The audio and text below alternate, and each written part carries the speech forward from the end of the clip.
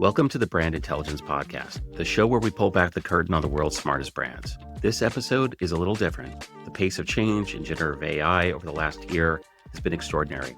Everything's different: workflows, creative expectations, even staffing. Marketing leaders are rethinking everything from content development to compliance. With so much noise in the market, we wanted to cut through the hype and get real insights from the people actually doing the work. It's a front row look at how marketing is evolving in real time and where the next wave of transformation is headed. Let's dive in.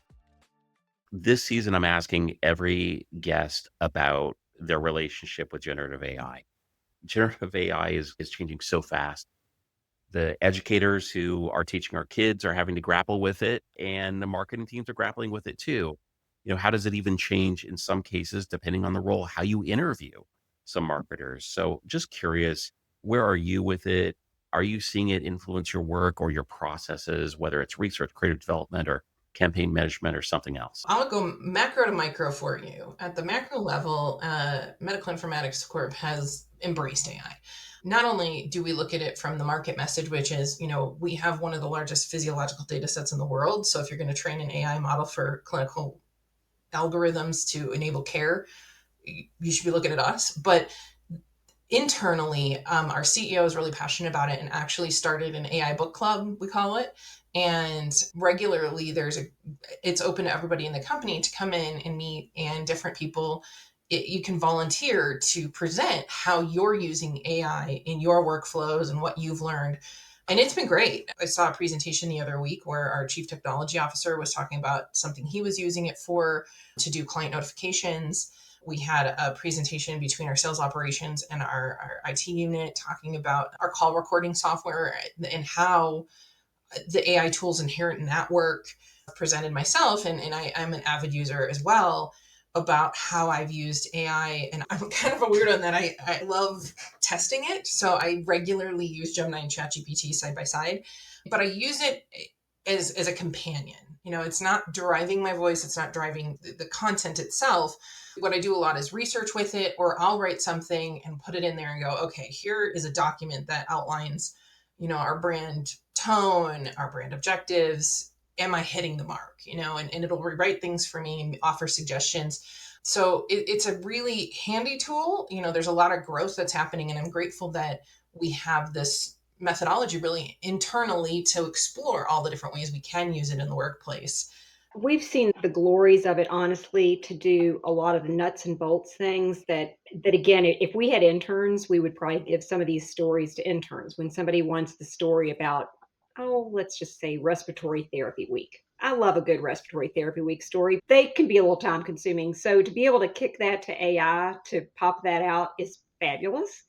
And then also summarizing research, getting that information quickly, helping us process that. Our staff's getting smaller all the time, and being able to see how quickly that can help us turn things around so that I can reserve my staff. I always tell them, I say, let's reserve your time for things that only you can do. And so here comes AI, and I can now pass those things off, but Andy can use his wonderful creativity where it's deserved. So that's been my favorite application, but I know Andy's also got some things to add. I was just trying to think when you asked that, even within the past just few weeks here, how we've used it. We had a presentation for leadership, and we used AI to help with some of the research on the topic. We wanted to pull some headlines, and in the past, we would be out there Googling to find the headlines because we wanted to do a visual collage to show like Wall Street Journal, New York Times, all these things on the topic that we were talking about. It just pulled them instantly. So gives us more time back to our designers than to work with the headlines and create a cool collage and all that instead of taking an hour to go find them all. But one of my favorite ones, we just shot a video last week, and it's a regular series. And anyway, the speaker at the end just encourages employees to come to a symposium. After we shot it, they changed the date of the symposium. So in the past, we'd have to bring them back in and reshoot it, or just cut the audio and put up a slide or something like that. And because this is an ongoing series and we have a lot of hours of footage of our speaker, our videographers put that into AI, and it was enough to train the AI to have him say the correct date. And then we use it a ton for like photo editing now, just taking out unsightly power lines from the back of a facility photo, or adding in something that we need to add, or also just looking at using prompts to make sure we get the correct demographics. Because, like as Rebecca mentioned earlier, Kentucky's very diverse. We got a lot of different types of demographics, and to make sure that we're representing all those. Just all kinds of cool things that we're learning on a daily basis. Yeah, the topic is pretty crazy because everyone see AI as a different tool. Like it has its own benefits at the same time, like side effects, I guess. Personally, I just use it as a platform where I could sketch more ideas. It allows me to concentrate on my other projects where I really want to concentrate on, so that I can concentrate more on the human side of the design, where I back it up with more research and then nuances and basically like a more intricate work, and then where AI can help me with creating mock-ups and then quick and template designs and stuff. It's really helpful, I have to admit that. And it's just that you should know like where to stop and how far you want to take this into your process, because I've also seen like sometimes it's very, what to say, it's very impactful with your creative process. Like it can influence you in a certain way that creating something that's already out there. So yeah, as a designer, I think you should know where to stop and where to make the call so that your design is still rooted in authenticity.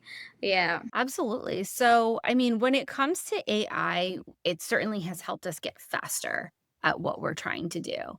The way that we've used it so far as an organization has been with cultural prediction. So, we have a tool that puts out information about once every 2 months. It's called Culture Pulse, and it looks at the different cultural signals across the internet and aggregates them into trends. As a cultural marketing platform, we want to be able to read those signals and advise our clients to really ingest them and make decisions based on what we're seeing. And so that's been the main use case of our AI tool, Culture Pulse. And then we also have a partnership with Chalice AI, which is kind of exciting. And that's our strategic collaboration to enhance our cultural intelligence and audience targeting for our clients. So those are kind of two ways that we have utilized AI, but we're continuing to learn and grow and seeing other ways that we can incorporate it into our business. Yeah, that's a really interesting question. And look, everyone loves shiny new things. And I love looking at everything. Doesn't mean I'm going to use it. I think a year ago, there was certainly around AI. For me, it was about curiosity.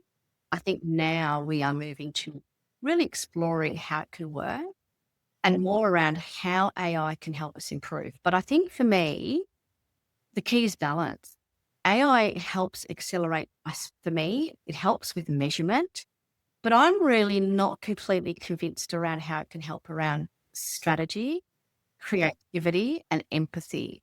And if I look back at our campaign and where we're also going forward around LMI, that empathy and creativity still is human.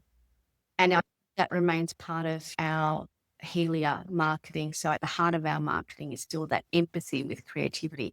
So I think it's great for exploring what if scenarios, some idea streets, maybe refining some messaging, but it's not creating a messaging that comes within. I like the fact that it can distill those thoughts and give you some things that you may be out of the box thinking, but you overlay it with that humanity. Yeah. I laugh because it's the question everyone's talking about at the moment, right? And the answer I give today is probably not the answer that I'm going to give tomorrow because it's changing daily, and keeping up with it, I think, is the biggest challenge. Our business is genuinely welcoming of AI from the top down. We're being asked to lean in, but I always say, and I've said this for a while now, that the strategy and provoking strategy can never or not yet be replaced by AI. That thinking, the provocation, the ability to connect the human insight to the brand storytelling, find that sweet spot of why we're the heart and listening to our customers, and all of that gives you a feeling as a brand strategist on what feels right. And AI doesn't have feeling.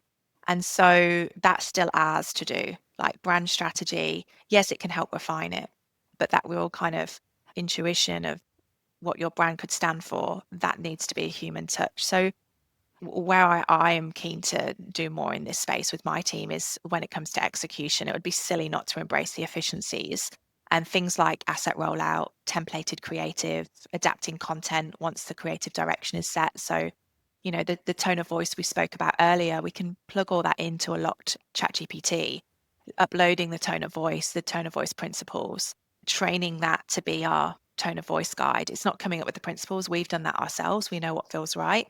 Putting the key messages in there for it to come back out with us is a really efficient way to do that. We still always have a human lens over the top of it to make sure it sounds right, but it just helps our team work smarter. It allows them to get out of kind of the day-to-day doers and actually think more strategically. So AI can absolutely help us move faster and smarter.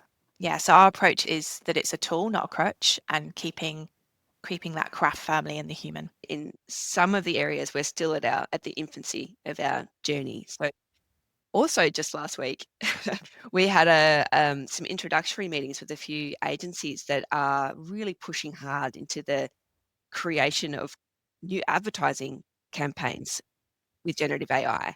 And we're excited about the potential. I think one of the things that we're really balancing, though, is the authenticity and the craft that goes into the campaigns that we currently produce for GMHBA and what generative AI is and what that represents. We do have a sister brand, though, Frank Health Insurance, and it's a digital first brand, and it's sort of ripe for experimentation in this area. So we are looking to just put our toes in the water and see what we get and understand how those tools work. How good does our brief have to be to get back creative that we can put into market? So that's one of the avenues that we're looking at. Another is just being able to produce compliant creative at scale. For us, we have state-based pricing, so multiple versions of the same asset that need to be updated relatively frequently. It has huge potential to drive the efficiencies that mean that our people will be able to do higher value work. So that's another way. We're also looking at whether we can do some synthetic focus groups for creative pre-testing. And, I think there's huge potential there for us because that will really enable us to move faster than we currently can, and obviously at some cost efficiencies as well.